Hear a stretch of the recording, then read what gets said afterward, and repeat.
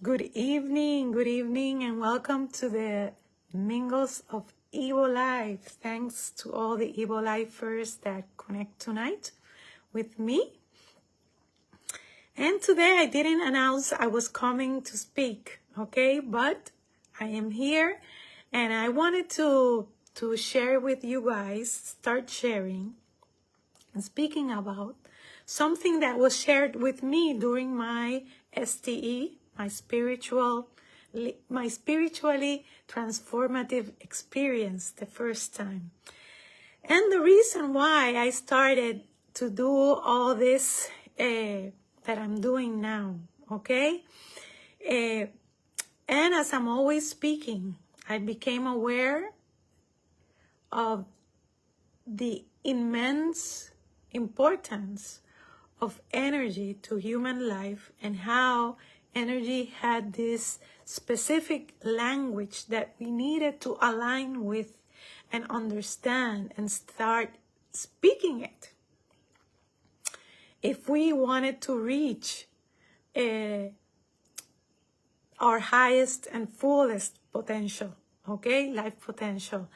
And so I was taught about energy through universal laws, which I had heard some of them before in science, right? But I had never studied them and applied them to human life as I understand them now and as I do now, okay? And I wanted to come and share and speak about these laws and the relevance each one of them has, so that we can start, so that you can start applying them to your life and see and reap the benefits that applying them is going to bring to you, okay? And this is our universal language. The universe speaks a language of the language of energy, and energy is ruled by these immutable universal laws. They are 12 laws, basically, that are known. And in my case, and during my experiences, I was given a 13th one, okay? That I'm going to be sharing here with you. But first, let's understand that if everything is energy, as we know, and this has been proven, right? It's not something that I'm inventing here. It's been proven that everything is energy. And our building block is the atom. So, and if energy has a specific language and a specific behavior that's ruled by law, isn't it important? And we are energy.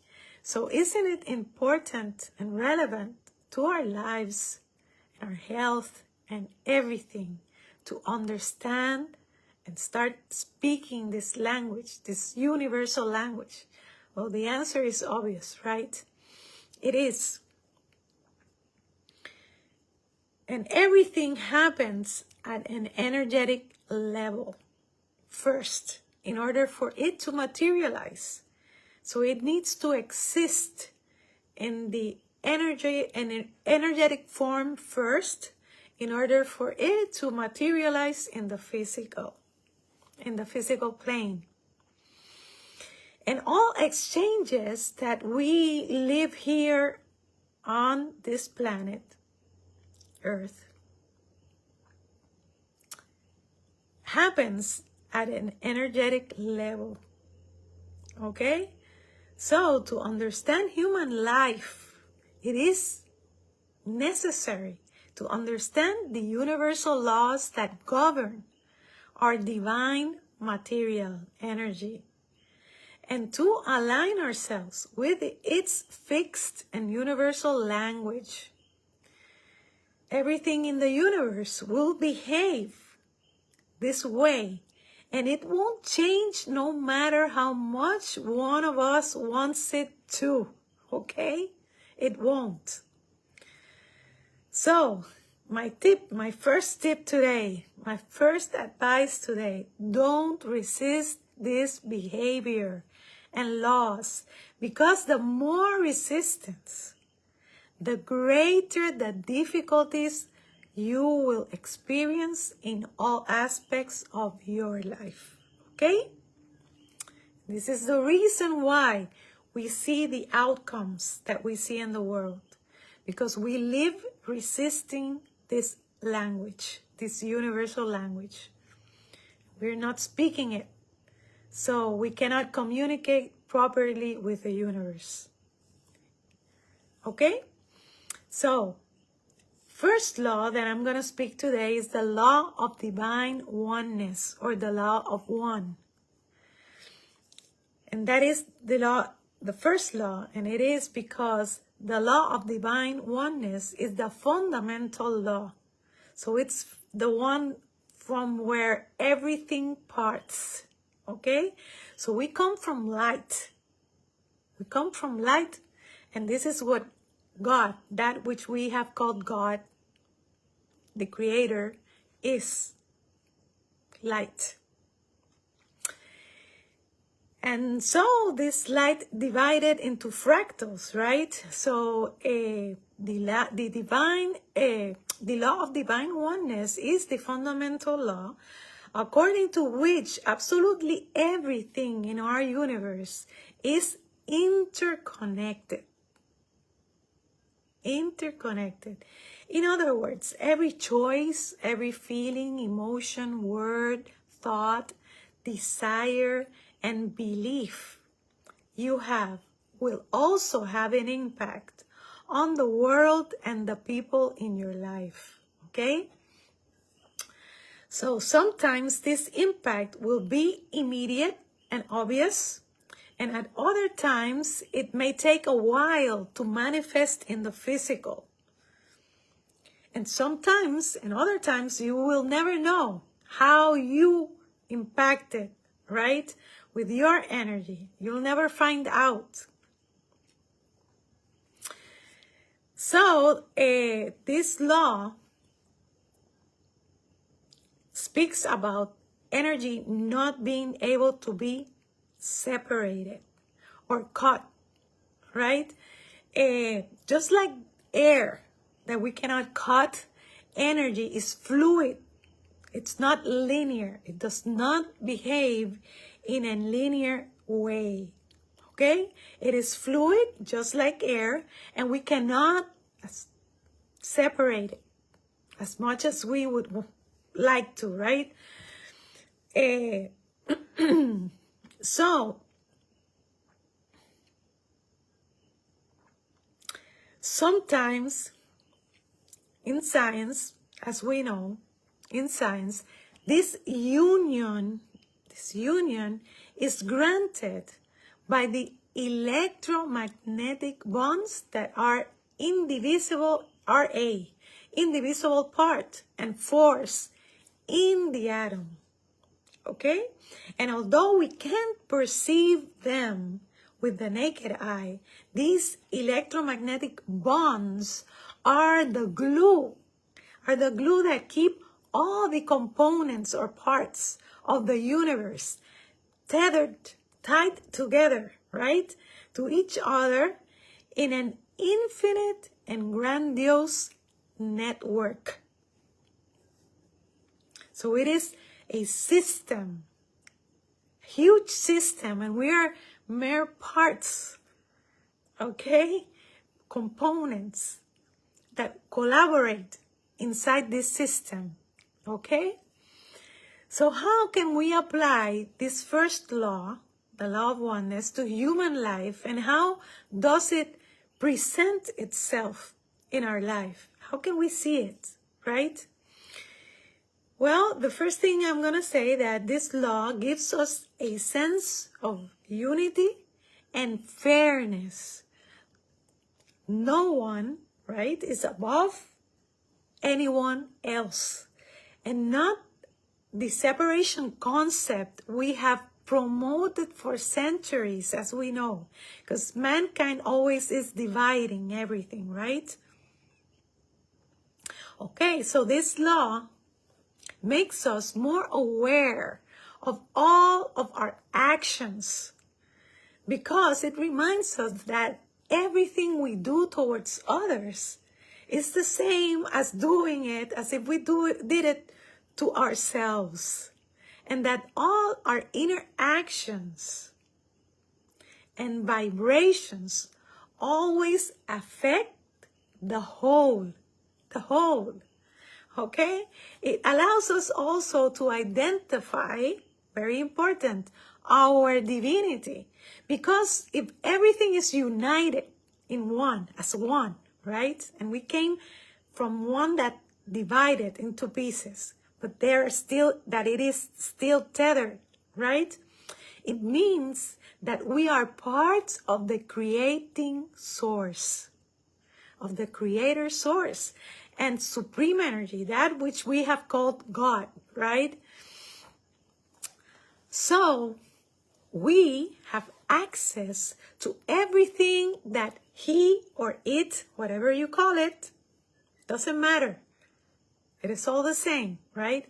Whatever, we have access to everything that he or it is.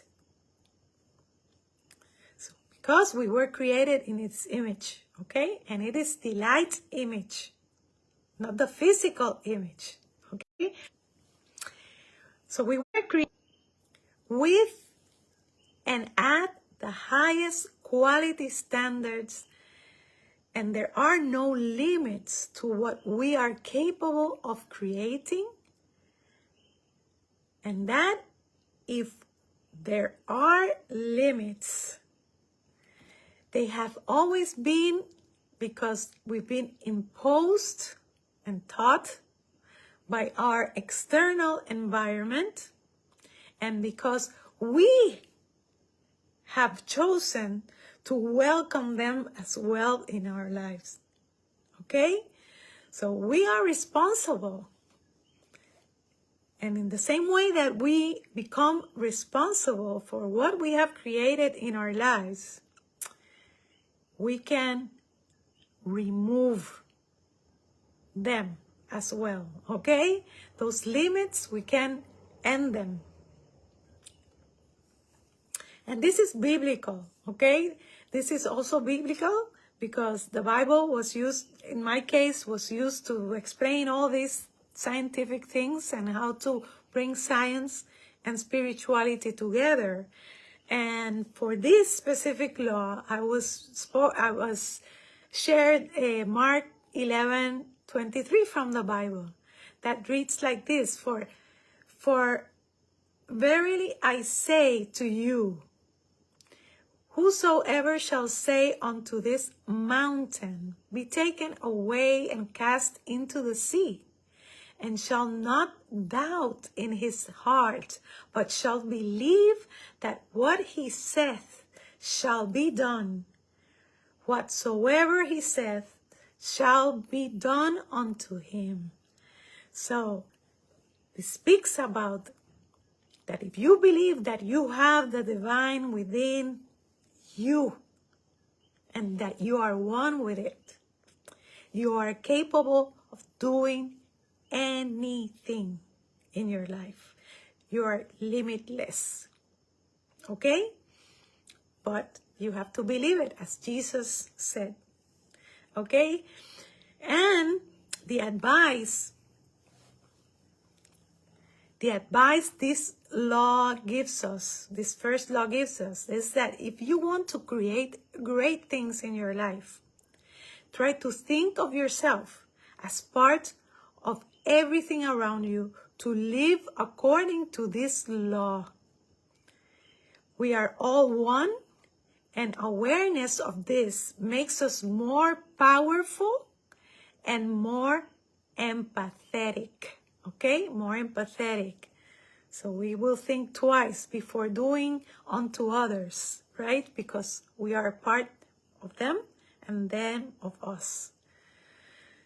So the second law is the law of vibration. This is law number 2. And according to this law of vibration, every particle in the universe is in constant expansive movement. It also states that energy is constantly transporting itself and travels in spiral or circular patterns. For example, the torus, right, which is the sacred geometry that describes the movement. And actually, our logo, our Evo Life logo, is the movement of energy. Okay, and it looks like a butterfly, but a donut effect. It's round, right? The circular effect. And we see this round shape in the planets, for example. No, planets aren't square or triangles. They are rounded, right? And the way they move, the planet Earth rotates, right? It rotates in a circular motion. Also, the translation of the planets' orbits, they are elliptical, right? In their manner. Galaxies, also, you see those elliptical shapes, the stars. So, the planet, the energy speaks. The atom, actually, the atom looks like a solar, like a system, right? It's a rounded system with the electrons moving in the outside, vibrating constantly. But in all, the shape, right, really resembles that of everything that is going on in the universe.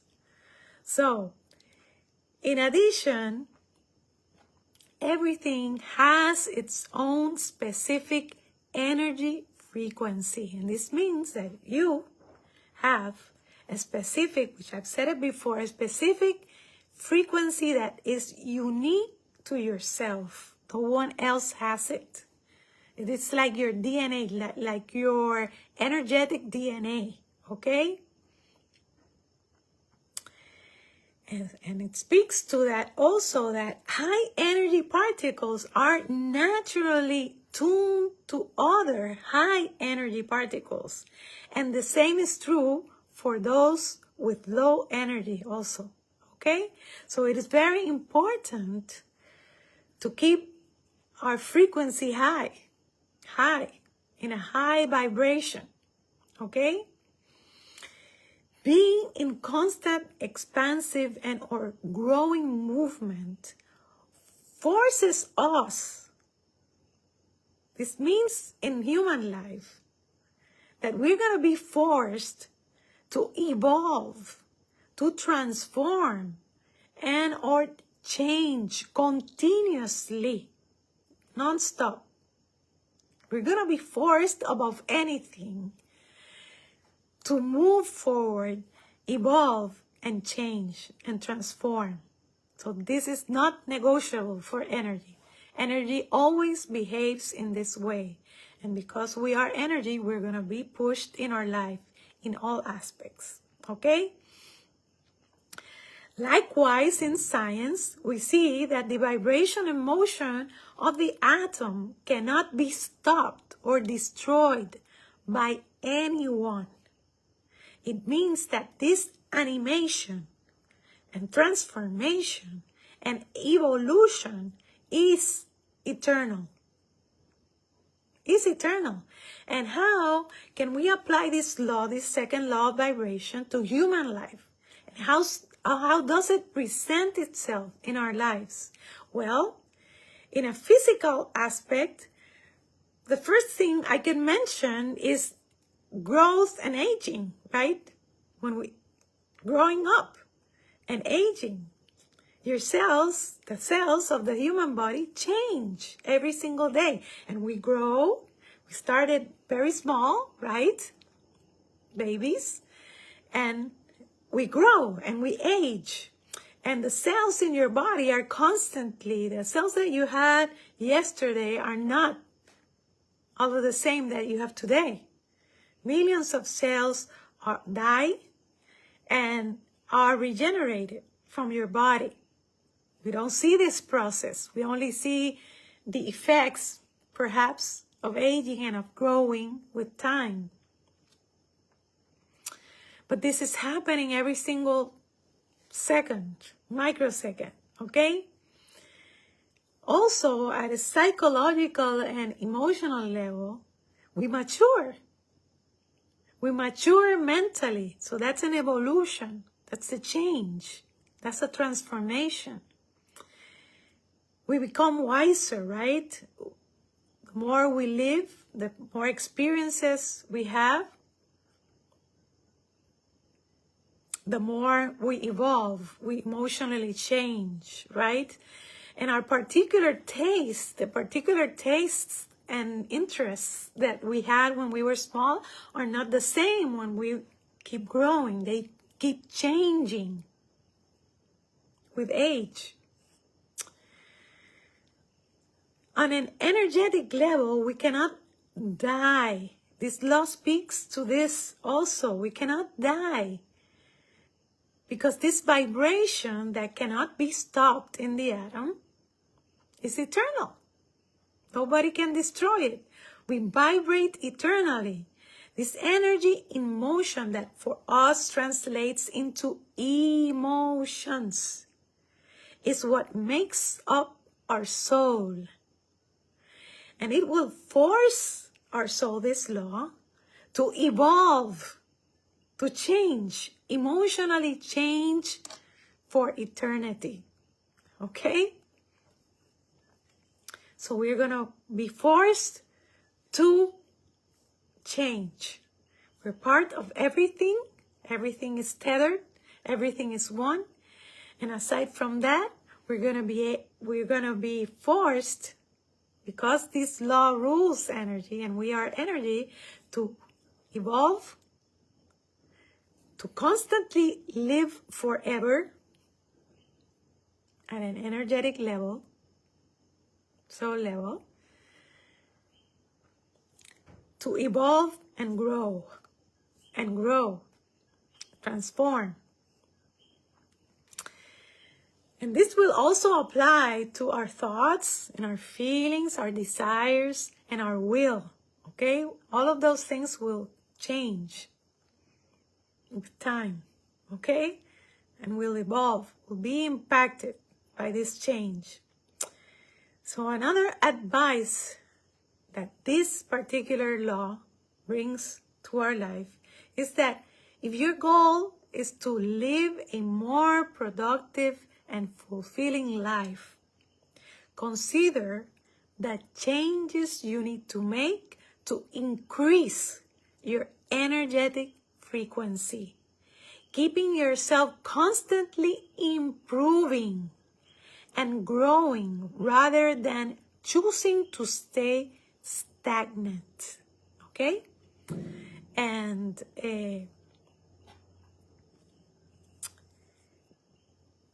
this is how it is.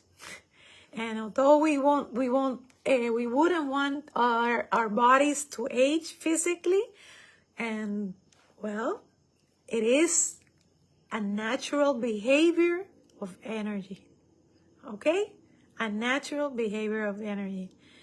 And last but not least, the third law, universal law that I wanted to share with you tonight is the law of correspondence. And this one speaks to as above, so below. What happens inside of us also happens outside of us. So this one speaks to repetitive cycles. And the key idea here is that patterns repeat throughout the universe. And that prominent patterns can also be found repeating on a very small scale. It doesn't have to be on a bigger scale, okay? It happens on every size of scale in the universe.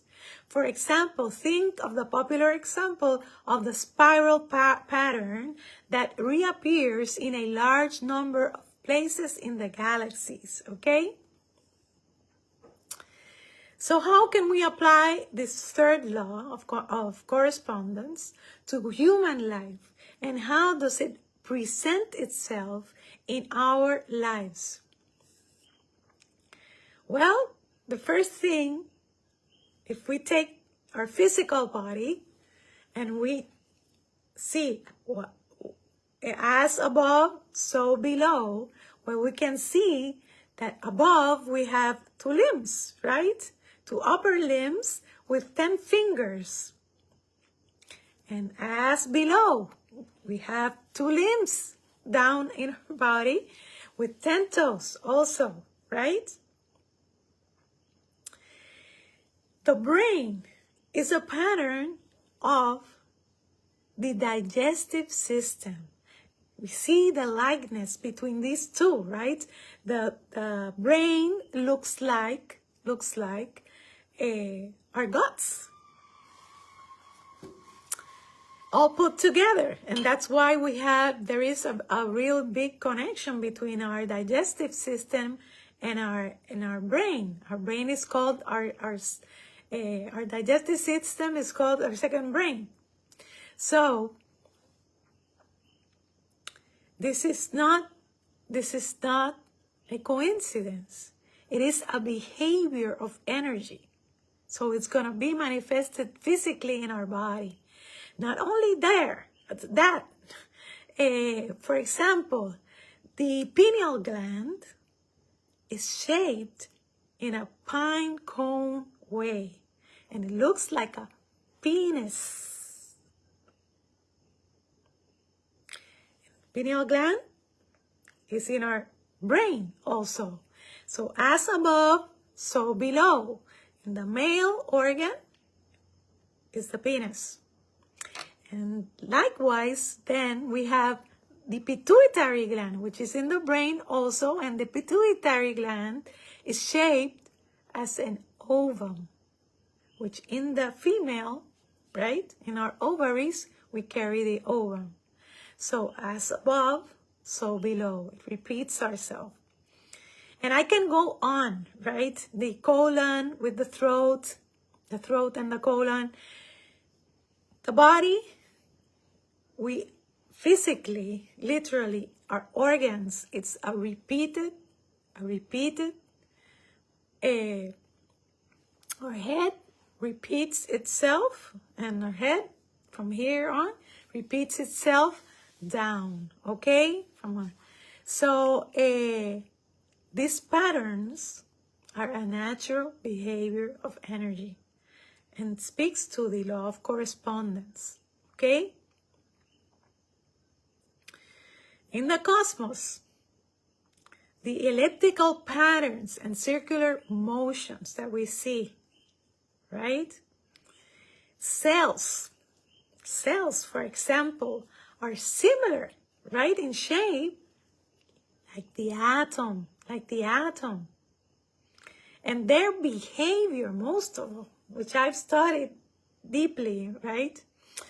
Their behavior is the same as the atom. And I have a quote that says that the cells are to the body what the atom is to the universe. Okay? And I say this because the behavior, the cells in the body copy their behavior. When they share the same space together, they copy the behavior. And this has been proven scientifically, okay? With rats and everything, and their circulatory system, okay? Cells copy the behavior of other cells when they share the same space together. Same thing with the atom. The atom copies the behavior, one atom, and when they're separated, once they've shared same space, they behave in a counteractive way, but at the same time. So once they've shared, and this is the entanglement, right? The entanglement theories in science and how the atoms behave. Well, the cells in our bodies behave the exact same way the atoms do. So here, the law of correspondence acting in our biology, things that we can directly correlate to and see, right? But then, at the level of our emotions, how do we see it at our emotional level and our behavioral level, psychological level, right? So we also copy and repeat the bad and the good management of our emotions and our behaviors according to what we have been exposed to since childhood.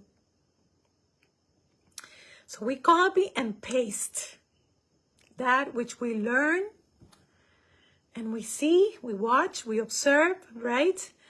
And we feel, and we copy that throughout our lifetime, again and again and again. For example, also we create daily routines for everything in our lives. Another curious detail that I wanted to share, in fact, this is a fact that I was watching the other day, and I was confirmed because I did receive information about this, but I confirmed it with this doctor speaking about this and how incredible nature is, that we see fruits in nature that have the same shape or a big resemblance with organs or parts of our body, our physical bodies, human bodies. And for example, and also they benefit these physical body parts that we have. Healing or for nutrients that specific areas need. For example, I can speak about walnuts. When you crack a walnut up, what does it look like? Well, it looks like a brain, right? It has even the division with the right and left hemispheres of the brain, right? It looks like a brain. Well, walnuts are super important for brain, are good, are beneficial for our brain function. The blueberries they look like the eyes, right? The irises of our eyes. And it has been proven also, science has proven that benefits our vision and our eye health, okay? And also cocoa. So the cocoa seed, when we open it up, right? The cocoa seed looks like teeth. And it has been found that it benefits our oral health and our dental health. So, I wonder, for example, if strawberries that look like a heart benefit the heart. I can bet that they do. And like this, we're going to see correspondence, right? Correspondence with a lot of things. And in our personal life and emotional life also, right? We can be speaking here for years about things like this that happen, that go on. But it is important. Another thing, like for example, the names of the days of the week and the planets. Like Monday comes from moon. Tuesday, that in Spanish is Marte, comes from Mars. Wednesday, that in Spanish is miércoles, it's Mercury. Thursday in Spanish is jueves, is Jupiter. Friday in Spanish is viernes, is Venus. Viernes, Venus. And then Saturday is Saturn. Okay? And Sunday has a correspondence with Sun. Okay? So this law, what advice does this particular law of correspondence have for us in our life? Well, it invites us to look for patterns in your own life and in the way you think, you behave, and handle things, and see how they repeat themselves, perhaps in other parts of the world. As you do so, consider the types of patterns and changes you might make,